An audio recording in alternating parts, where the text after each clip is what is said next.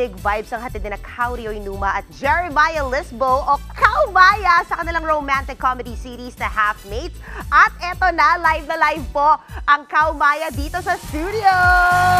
Hi! Guys, ano ba? Talagang kamusta yung feeling na talagang lagi kayong trending, ano, ang Kaumaya? Of course, hindi naman laging trending kung wala rin yung supporters namin. So, grateful kami sa supporters. Yun ang chinika sa atin, of course, ng ano, no, mga kapamilya natin. Dahil nga sinabi nila na hindi naman matutuloy itong Half-Mates kung hindi dahil sa demand ng fans ninyo from Fractured.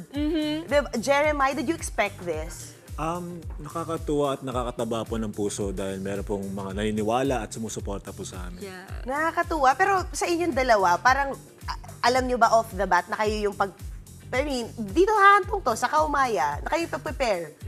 No. Talaga? Yeah, no expectations naman. Kasi parang after Fractured, nag-separate kami ng paths, ganyan. And then, A very good girl. yeah, a very good girl. Pamilya Sagrado. Yeah.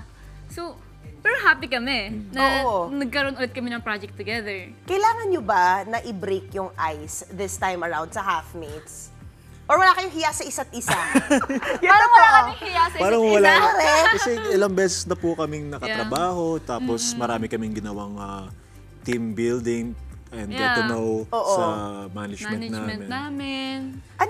Ano yung parang baka hindi ay napapansin lang ng fans kay Kauri, pero ikaw napapansin mo, Jeremiah, na talagang adorable when she acts. Yes. Yung mga yung mga nuances niya tsaka yung mga ad-libs. Yan. Magaling. Oy, ad queen! I love it. Yeah. Eh, ikaw naman, kay Jeremiah. Hindi ko siya pwedeng sabihin, pero meron siyang mga ginagawa na hindi ko na makontrol minsan yung emotions na kailangan ko. Yung Oy! parang sumusobra na. Bumibigay na! Yeah, yung parang, huy, tama na, Kauri. Yung ganun. Huy, tama na, Kauri. I love it.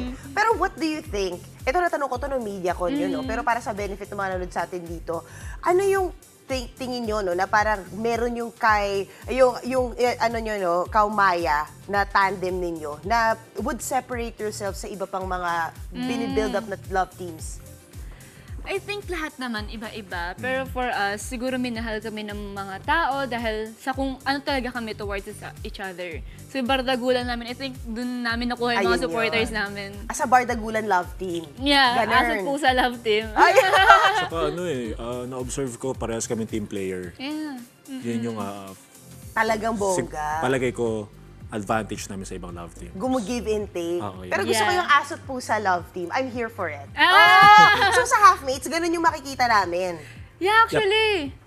Okay, so ano ba? Ikaw naman, Jeremiah, ano bang tutunghayan namin sa Half-Mates? Ano bang synopsis nito, kumbaga?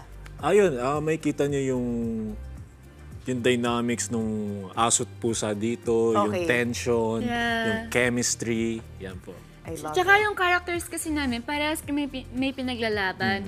So parang ang story, parang parehas kami buyer ng house, pero hindi namin alam na dalawa kami nakabili ng bahay. So, ang mangyayari, so sinong sa amin dalawang give up? Eh parehas nga kaming palaban din. So no, walang mag-give up sa bahay na to. Nakakatuwa. So, kaya Half-Mates, parehas kami titira sa bahay. Ayun, yun naman pala yun. But of course, guys, please invite everyone to watch Half-Mates.